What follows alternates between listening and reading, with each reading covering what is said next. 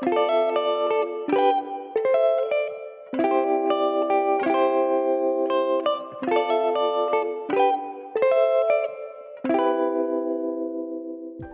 back everyone. So another video, but today I'm gonna show you how I repot my newly bought Dendrobium orchids. So first and foremost, I would like to remind and tell everyone that it is not advisable to repot your orchid, any orchid actually, to repot it right away when you receive it.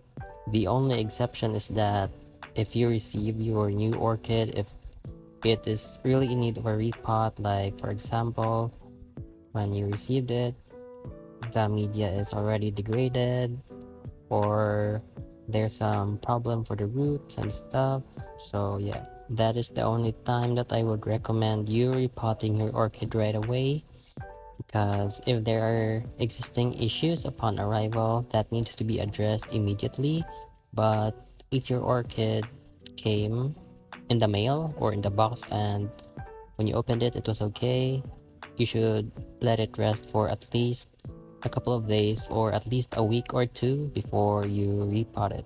And we need to give them time to rest because they need to be acclimated to their new environment. They need to decompress from all the stress of the shipment. Just imagine a couple of days inside a box with no sunlight. Yeah, they really need to recover first before we do anything to them. So now in this part of the video, I'm showing you the orchids that I'm gonna repot, and here's the first one. So as you can see, it's very healthy, and this one's already been more than a month due in repotting, but I was not able to repot it right away after a week or two because I have no potting media left. So I just ordered some organic media like lava rocks and pumice stones, and it just came in the mail the other day, so that's why I am just only repotting it just now. And here I'm showing you the pot I'm using, a DIY pot out of clear disposable containers, because it's much more affordable compared to buying the clear orchid pots.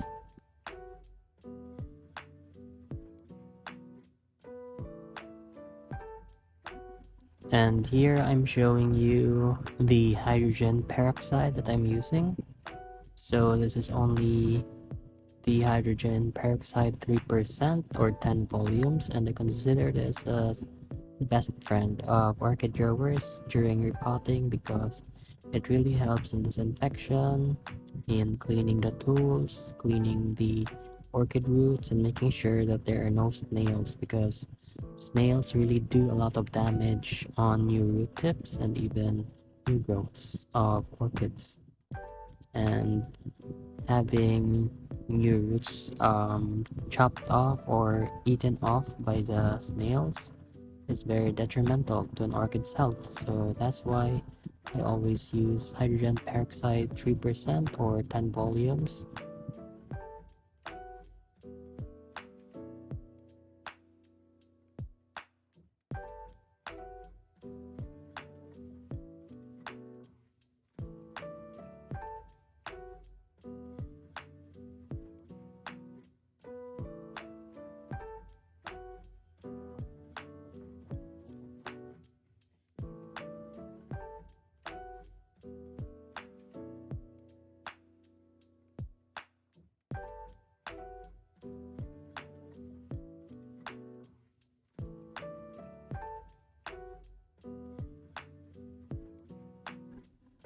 And on this part you can see that there are some like stuff, I don't know what it is, if it's a fungus or something, but as you can see, when I sprayed it with hydrogen peroxide, it changed color and it was instantly broken down.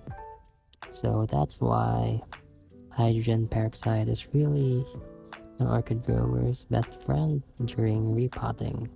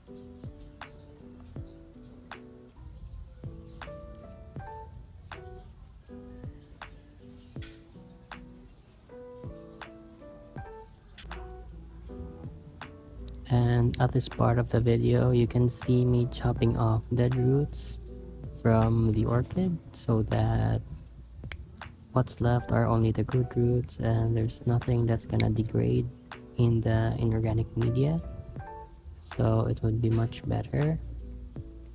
And after removing the coconut husk, usually you're gonna damage a lot of roots, so that's inevitable, but it's gonna grow more roots, so it's fine, it's okay, as long as you don't destroy them all. As long as there are good roots, it's gonna be fine.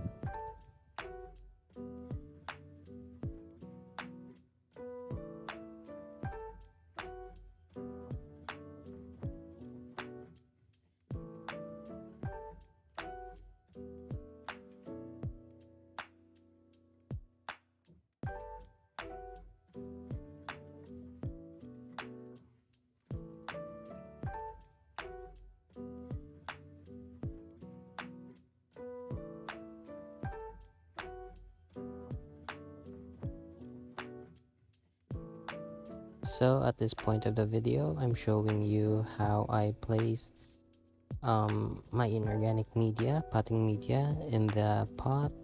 And what I'm using here are different sizes of lava rocks, some medium-sized black lava rocks, and some medium-sized charcoal chunks. I'm also using small-sized red and black lava rocks, and just incorporate them well when placing my orchid in the pot so that there are no such big air gaps. And the main use of the charcoal in this mix is for saving much more media, because if I only use small chunks of lava rocks, it's gonna be very wasteful. So by putting medium-sized lava rocks and also chunks of medium-sized charcoal, I can save much more of the smaller pieces of lava rocks. And I'm also using some pumice stone right there.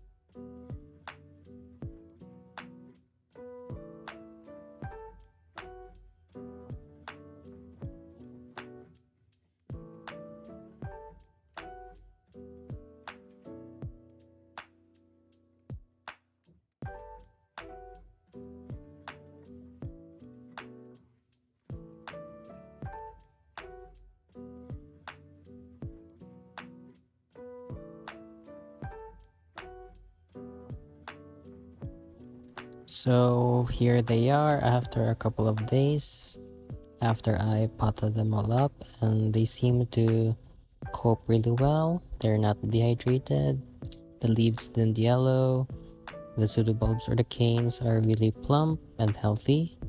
So that's mostly it. That's an indication that the repotting was successful and it didn't damage anything, and the roots are viable and undamaged, because if the roots are not good anymore and they are damaged during repotting, all of these canes or pseudobulbs, all of them will be shriveled by now. But as you can see, they're perfectly healthy and thriving. I'm just hoping that they would grow more roots in the future. So I'll make an update on that and show you how they look after a couple of months. And this one I'm showing you as a proof that my methods are working well. This is repotted or potted up with the same technique last couple of months already, and you can see that the roots there are really good and chunky, very healthy.